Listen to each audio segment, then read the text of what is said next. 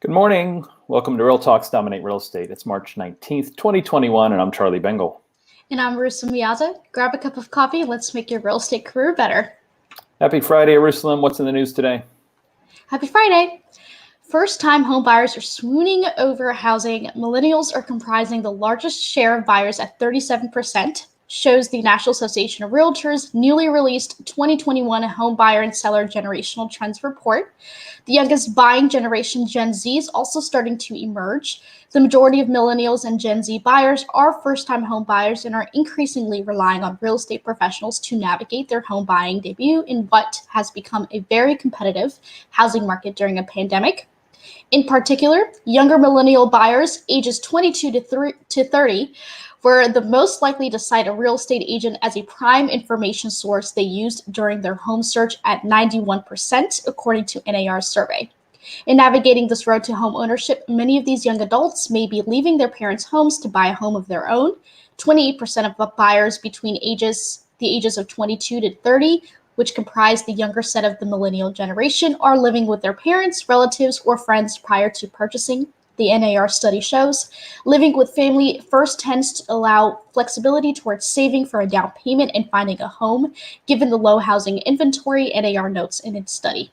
Despite the growth in remote work since the pandemic, convenience to the workplace remains a strong factor in neighborhood choice among the 22 to 30 age group. The younger millennials overwhelmingly answered that they prefer to live closer to work, as many don't want a long commute, and this was evident in their buying habits, Lutz said. Additionally, both of these groups also placed a high value on being close to family and friends, as 57% said that dynamic factored into what neighborhood they ultimately chose. In other news, housing starts plummeted in February on the back of rising interest rates, soaring lumber costs, and harsh weather that impacted the middle of the country, economists said Wednesday. Privately owned housing starts in February fell 10.3% month over month and 9.3% year over year to a seasonally adjusted annual rate of 1.4 million, according to the U.S. Commerce Department. Single-family starts in particular were down 8.5% from January. Construction authorized by permits also saw a big drop from January to February, falling 10.8%, a potentially troubling sign for an inventory-starved housing market. The number of permits authorized was still far ahead of last year's pace, however, with a seasonally adjusted annual rate of up 17%. Privately owned housing competitions were up 2.9% from January 2021 and 5% above the February 2020 rate. Odeta Kushi, the deputy chief economist at First American, said on Twitter that there are still multiple supply-side headwinds in addition to rising interest rates that are hurting the inventory-starved housing market. The strong demographically driven demand for housing is an opportunity for builders to break down on new home construction and help solve the inventory crisis. Yet supply-side headwinds remain: high costs for materials such as lumber, a lack of affordable lots, and costly regulations. In other news, typically, home sellers wait for a potential buyer to make an offer and then allow the buyer to pay for an inspection of the home before the transaction closes, but that would cause a lengthier closing process and negotiations over repair costs. As such, some home sellers are considering a pre-listing home inspection to try to solve any potential hangups before they list that could hamper their closing. This can help many sellers who have tight deadlines to meet if they're purchasing a new property themselves.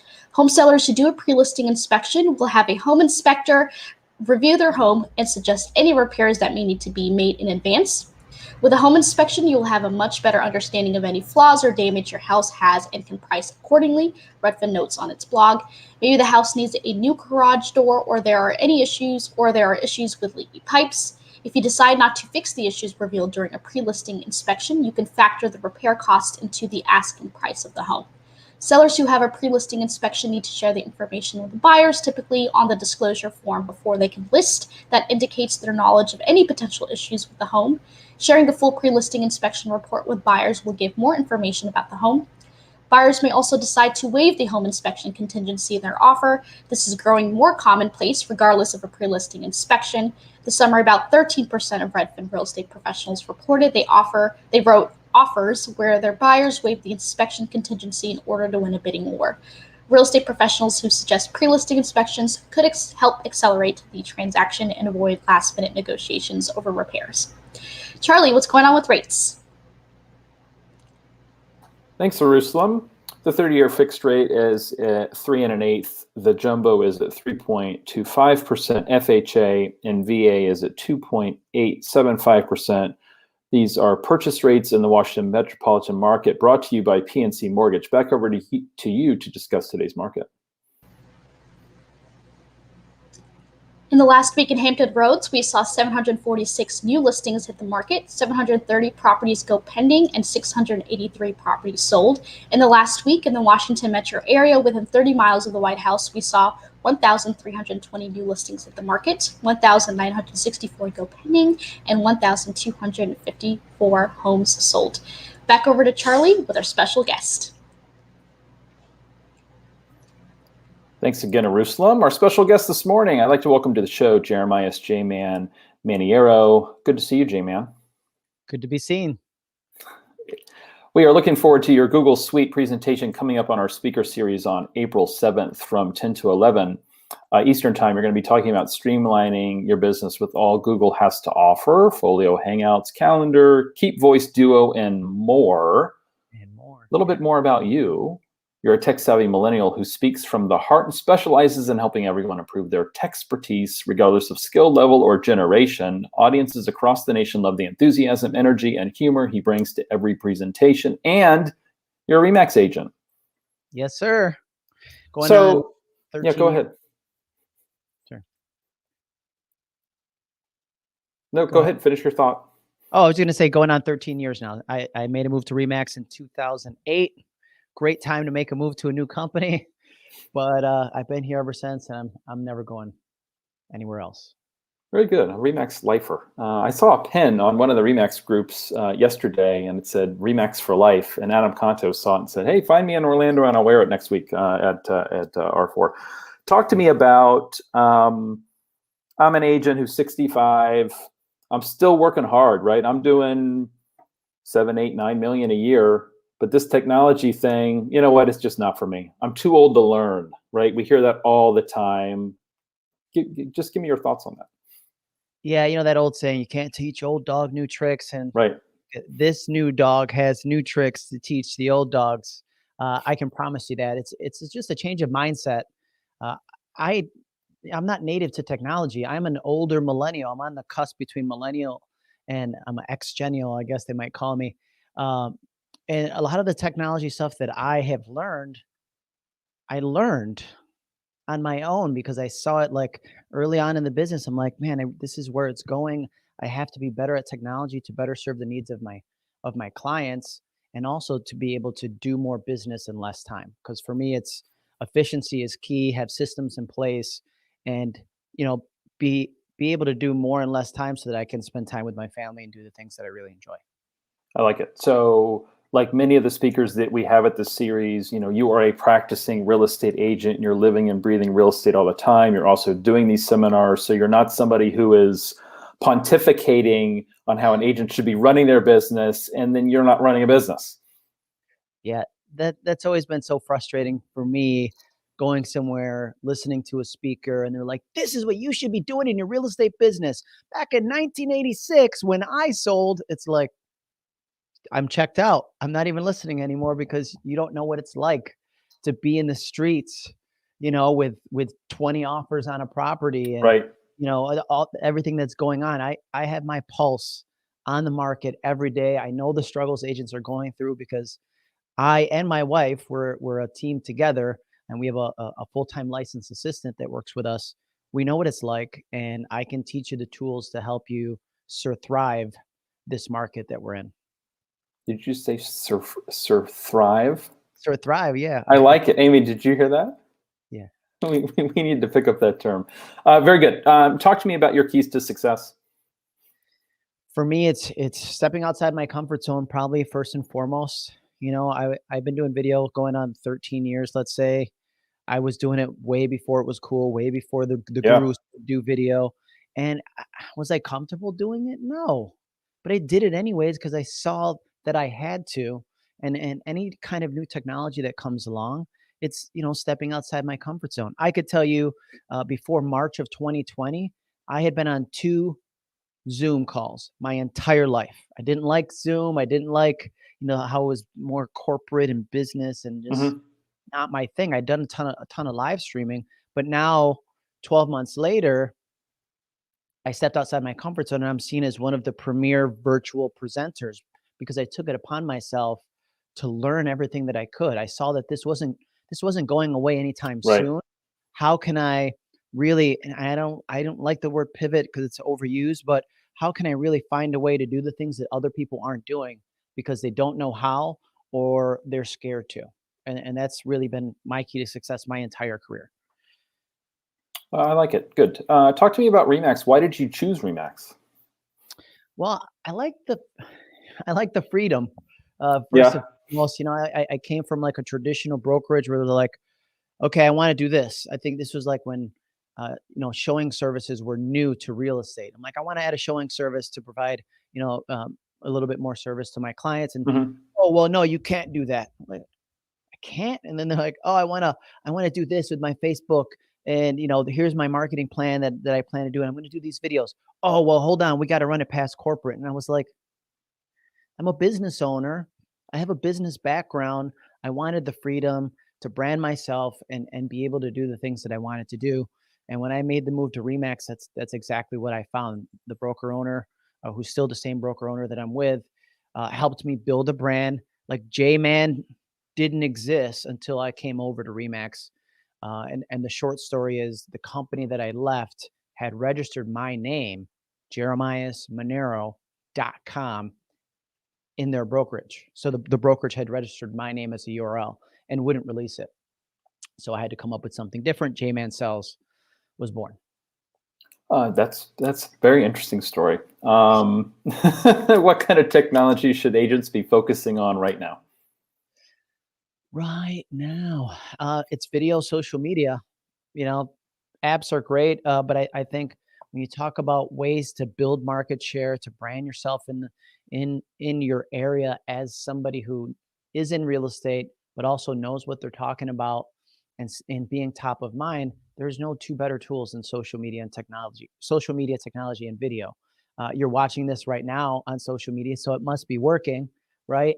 And you don't ever want to run into somebody that you knew from high school or from college who says, "Oh, Charlie, you're in real estate, right? I wish I would have known. I just bought, sold, build a house," right? And if that happens, it's your fault. You haven't built yourself as somebody who Sure. knows what they're doing and is an expert in real estate. What do you think the future of marketing looks like? Ah, man, future, there's video's not going away. I think video is going to be even, if anybody has kids under the age of 15, you know how much time they spend on YouTube, right? I have to fight my 5-year-old because we got a smart TV and he's like, no, I want to watch YouTube. The iPad's not good enough. I want to watch YouTube on the big screen. I'm like, I'm got to fight for that. But I think the future with social media, and that is permission-based marketing, right? So if you've communicated with somebody via Messenger on Hmm. social media, messenger bots and that permission-based marketing, we call it conversational marketing, I think is the future. It's in its infancy right now. We do a lot with it. It's a great way to provide resources to today's modern consumer on demand when they want, they want it yesterday. They want you to predict what they were going to ask for and have it ready for them. And that's where the messenger bots come in and just exceeding expectations. It gives you that cool techie factor and just exceeding their expectations. And then they pick you. It's not a matter of like closing the deal. They just choose you because they came to you in that information gathering stage. Give me a little bit more of a preview of Google Suite coming up next month. A little bit of a preview. So again, talking about video, Google Meet and Google Duo are two great tools. Google Duo is what you would use from your phone, mobile to mobile. I used it just the other day for a client that was relocating from San Diego to Rochester, New York, where I'm at, and purchased a property. That's rough, by the way. Yeah. Oh, yeah. Well, he's like, I want the change of seasons. And I'm like, are you sure? Right. Cold over here. I've been to San Diego. That's nice over there. Like, Uh-huh. you can make a house swap or something. But Yeah. We did the walkthrough with using Google Duo, and it used to be only 1-to-1, meaning, one person talking to one person via mobile. Now you can have up to 12 people on there. Okay. So the time that is, his wife hopped on, and then there was, somebody else wanted to take a look same time. We can do that. And then I use the Google Meet quite often when people are, Zoom fatigue is real, and they're like, I don't want to hop on a Zoom. Well, how about Google Meet? Same thing. It's integrated with my calendar. I just set the appointment. It sets the link, and it's very Zoom like, but without all the clunkiness, I feel like. And it used to be called Google Hangouts. Well, they're phasing Hangouts and just making it Google Meet. It's just a better experience, I feel like. And then the third thing, which I live and die by every day, is my Google Calendar. Yeah. Oh my goodness, Google Calendar, and we're going to give you some plugins during the class. But like I said, my wife's in real estate, I'm in real estate, plus I speak a lot. So I have multiple calendars, right? I have my personal calendar that I don't manage because I'm married and I like to keep it that way. My wife manages that. And so she knows, like, okay, what I'm doing today, I have a listing appointment this afternoon. And so there's many times with 2 kids, 5 and 10, that it's like, tag, you're it. I come home, I got the kids, she goes out to show houses. Okay. And it really enhances our efficiency because we don't have to call each other and say, hey, honey, what time you got that appointment this afternoon? It's all on our phones, have it on the go. And it really makes sure that we can get things done and not have any challenges, right? I'm going to use air quotes. Challenges meaning what do you mean you got a listing appointment? Your son has a soccer game. And it's like, okay, I'm never going to miss the family related stuff, because that's anything that's really important to you goes in there first, and then you schedule your business around it. Helps it to treat your business like a business. Cool. Anything else you want to share with us today? I'm just excited. If you can't tell, I have a lot of energy. I can't even sit still here for this 10 or 15 minute interview. It is going to be exciting. 60 minutes action packed. You're going to leave there with a ton of actionable items to immediately apply to your real estate business. I do this because I want to make a difference in agents' lives, not for the money. Just like real estate, I don't do it because I make a lot of money do it. I do it because we can change people's lives with every transaction. So same thing with speaking and helping agents out with their technology. Awesome. Hey, it's good to see you this morning. Looking forward to seeing you back here April 7th at 10 o'clock Eastern time. Have a good weekend. You too. Take care. Thanks. Bye. The next guest this morning is Coach Amy Lassen. Hey, Amy, it's always good to see you. Good morning. You've got a different set today. I do. I'm in Arizona. Oh. Did you escape? You did not escape the storm, did you? I did. I raced ahead of it. You did? Yeah, left a day early. Well, good. Today we're talking some apps. Yes. Where do you want to start? Well, I think I want to start where I was hoping to end, because something occurred to me when I was listening to Jman. I saw a really cool thing about best books to read the other day, and the guy said it's better to read one book 5 times than 5 books once. So I'm going to give you a lot of apps. I'm going to share ones that I use, ones that are recommended by others. It occurred to me, Charlie, that as I've graduated from certain ones to other ones, it doesn't mean maybe the listeners wouldn't want to start with this one. You and I know people are in different phases of their technological growth and their team growth. But then I thought, so I'm going to be fire hosing them with this huge list, right? 29 great apps for realtors. And I want to end by saying, pick a couple and get really good at using them that will make a difference in your life, rather than, I tried that one once and I wasn't in love with it instantly, because there's a learning curve to all good tools. So that's where I want to start. All right, cool. I was excited to hear Jman talk about Google, because Google surprised me by making my short list. I have finally, I'm a Google user. I have Google Drive. I pay for Google Suite, which G Suite, by the way, has turned into Google Marketplace, or no, Workplace. It's called Google Workplace, which I didn't realize. And one of my coaching clients fought me on transitioning over to a branded domain on Google. I guess if that bears explanation. Let's say I was Amy Lassen at gmail.com. Right. I said to her, how about if I be Amy at amylassen.com, Yes. Own the domain, brand your mail, whatever it is. In this case, I wanted Gmail.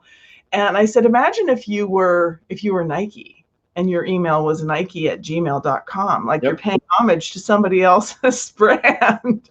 So she got it. And she made the switch, and she said, by the way, because of the communication feature built in, we don't need Slack. And I was like, when did they do that? So I had not heard that when you have G Suite, that there is a Slack-like communication component. So heck of a lot to recommend the Google Workplace suite of products for your team, or for you if you're a solo agent. So and how much is it? It is not. We're not talking lots of money.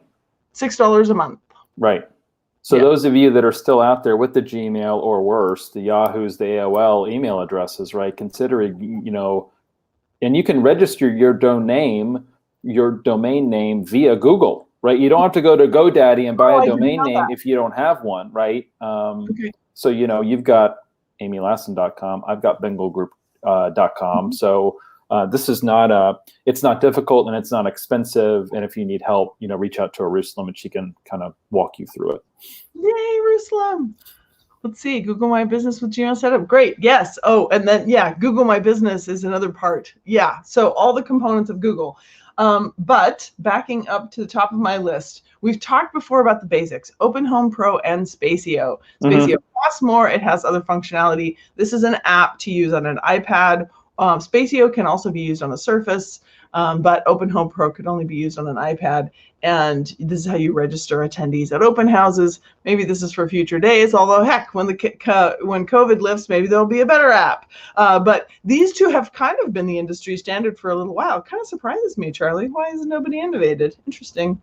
I will say, if you're a BombBomb user, and you've not truly explored all of BombBomb, you can do the forms on BombBomb, and you can create an open house form on BombBomb. They fill it out, boom, they click enter, and then they're getting a video of you talking about the house or whatever. So I know we've got some agents that have invested in BombBomb, and I think that they've just using just the tip of the iceberg with it, right? You're making a really good point, and a COVID-specific technique that I'm loving for open houses is that you have a beautiful sign on the door that says, we are allowing 2 people in at a time. You guys tell me what it is in your marketplace, but that's what it is in Colorado. You cannot just open the door. And then they have to text you. So then when they text you to register, you could text them back the BombBomb form. So I love that. Cool. Good. What's next? Cool. Spotio. Spotio is a door knocking app. It was developed by door-to-door canvassers. So if you're ever going to get back to door knocking, and I highly recommend it, it's a great way to track where you've been, the conversations that you had, and maps everything. So Spotio, fabulous.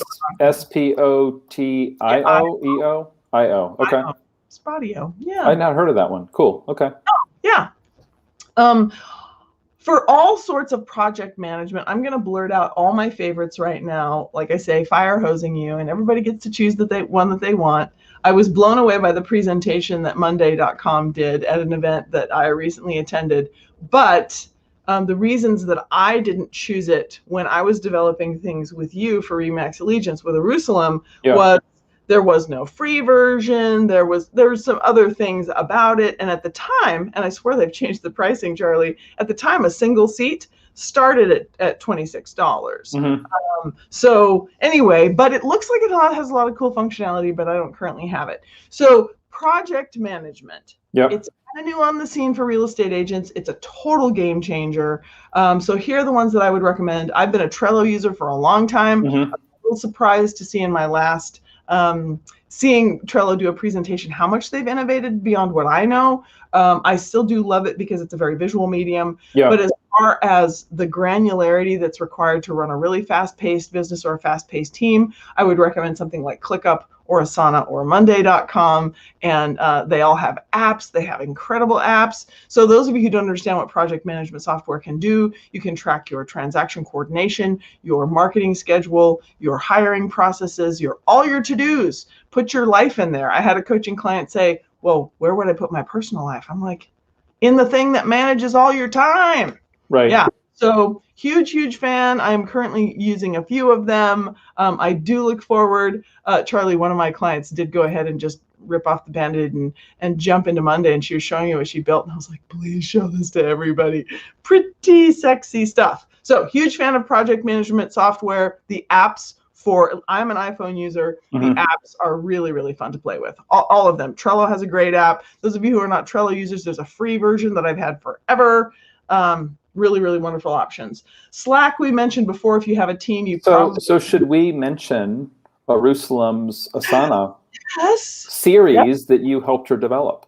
Yes, please. Yeah, I can't believe I overlooked that. Thank you. So she teaches on Thursdays. And it's a series, is it not? A series of this is continuing to be built out of how to become basically an Asana power user for your real estate business. Yes. And, you know, I strongly recommend taking the class, but this weekend, just download the app, right? And play around with it. It's a great place for lists. You can put your grocery list in there, right? Yep. I put my ideas in there because they don't get lost. Yes. I used to email myself. That's a terrible idea, by the way. It just gets, I am not an inbox zero guy. I don't know what I have in my inbox, but it's not zero. It's in the 5 figures. And I'm okay with that, frankly. Yeah. You know, it doesn't really bother me, even though I'm fairly analytical. So check it out, download it, check it out, use it for your ideas, use it for your lists, and, you know, hit up Eyerusalem for some training and go to her class. Thank you for the pitch. I'm so grateful that you said that, because the wonderful thing that Eyerusalem is doing for agents at RE/MAX Allegiance is teaching the basics of how to do project management with Asana, but then rolling them out a phase at a time. Like, how do you manage buyers and listings step by step, and providing those checklists built in for you. Right. You guys have checklists too. Yes. Already done. Yes. What should be your daily workflow? What is that daily action checklist? Having that built in. You get up, you open up your Asana, you're ready to go. I built a class for you guys on converting your business plan to an actionable set of steps in Asana. So I teach, I don't know, I feel like I should rename that somehow. I don't remember the name, but, you know, most of us, our business plan is a wish that gets shoved in a drawer. And when you can put it into your actionable dashboard, into your project management system, into Asana, you have a fighting chance. So good. Yeah. Awesome. Yeah. What's next? Next would be all sorts of note taking. I have an Evernote account. I have a OneDrive account. OneDrive may seem a little bit antiquated, but I just thought I'd throw that in there for people who have OneDrive and OneNote. I still have it. I built beautiful things in there. I love the way it looks. But eventually, one of the most important things, like I said, choose one and use it a lot. Don't choose 5 and use them a little. So I'm guilty of exploring lots of different things. Of course, I'm a coach and a trainer. So if you love OneDrive, if you love OneNote, terrific. Lean in, learn all the functionality that it has, use it to its fullest. Same thing for Evernote. Evernote, you can take all kinds of notes. You can scan things. You can take video, audio. There's so many wonderful ways to save things to Evernote. Super flexible and searchable note-taking space. So fans of both of those. Good. I had somebody recommend to me, and I forgot, and I thought, man, this is a great recommendation for realtors. Having some sort of title company app that you have easy access to, that you're familiar with, so you can create net sheets on the fly. So figure out which title company either that you like or that you like their app, and adopt one of those. RPR has a mobile that I've never played with, and when I did my research for today's shows, there were several agencies that said they use RPR mobile all the time. Yeah. They're out showing, they're in front of a house, and I have not tried that. So I thought that was a pretty phenomenal idea. Some people are huge fans of the Canva app. I use Canva. I haven't used the app. So good to know. Calendly, I thought I'd let you pitch Calendly because you're a bigger fan than me. Yeah, you got to be super disciplined with your calendar to do it, but it enables you to have people schedule time for you. And you know, somebody might say, well, that seems a little bit impersonal. Well, you know, the beauty of just sending somebody a link, it's so much better than having to go back and forth, right? So I'm going back and forth with a RESPA attorney. I need to get a little update on RESPA because we're looking to do some RESPA related deals. And he's like, let me know when you're available. I can do tomorrow, but I can't do, you know, the next day. And I'm just going to send him a Calendly link. I haven't gotten back to him yet, but you know, that's just the easy way to do it. But if you're not super disciplined with your calendar, you're going to double book yourself. Right. So that is the caveat with Calendly. Yes, that's exactly. And they have a free version. They have a free version as well. So. Yes, I have the free version. It works great. Good. Good. Okay, so we are at time. How much more time can I have? Or should we just wrap it up? How many more apps do you have? Tell me how much time. You've got 1 minute. 1 minute. Okay. So not for me in my marketplace, but for a ton of people, DocuSign. If you don't have a way of doing electronic signatures, DocuSign is incredible. For expenses, the QuickBooks app, if you're paying for QuickBooks or Expensify, scanning. I had struggled with not having easy ability to scan for so long, and I discovered the amazing ease of certain scanning apps. I actually use the note-taking feature in my iPhone, which I learned from a teacher during COVID. Super easy. But there is Scannable, Cam Scanner, and DocScan that lots of agents highly recommend. I use the Level app on my phone to make sure my signs are straight. I use a Level. There is a Level app in the phone, and I make sure. There is. Oh, I didn't yeah. know you were quite that anal. Oh, heavens, yes. You kidding me? Yes, I use a Level app. I don't use the Easy Measure app to measure rooms. I have a laser measurer from a long time ago that I love, but I was surprised to see how many agents use Easy Measure and absolutely love it. I use an altimeter map. Maybe that's just me in color. I love knowing how high I am in the world. So I love my altimeter. I can check and see my altitude. That is not important, but I use it.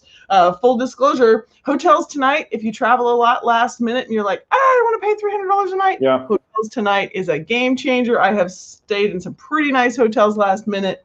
LastPass app for password keeping. I have tried to do research on what's the best one. I've heard some debate. I use LastPass. Do you want to say anything, or should I just keep sprinting? I mean, I use 1Password. I think you have to have a password manager. I saw something. I need to find this graphic, Amy, and it was how long it takes a hacker to hack into you. And if you use like a four-digit password, it takes them less than a second.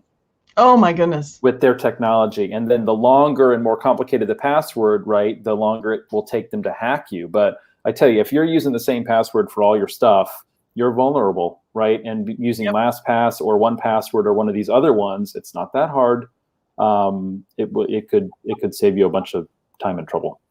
Yeah. So I think that's the sprint. Those are the ones that I find compelling and helpful that I use. And I want to encourage everyone, like I say, learn a few, make a difference in your life. Don't take them all on. They won't all do you any good. You just need a few. I like it. Hey, good to see you. Have a good weekend. Enjoy Arizona. Bye, everybody. Back over to Jerusalem.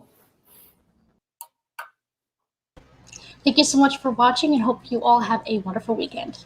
Yeah, thanks to Jman. Thanks to Amy. Good show today. Thanks to Jerusalem. Producer Jackie. We'll see you all later. Take care.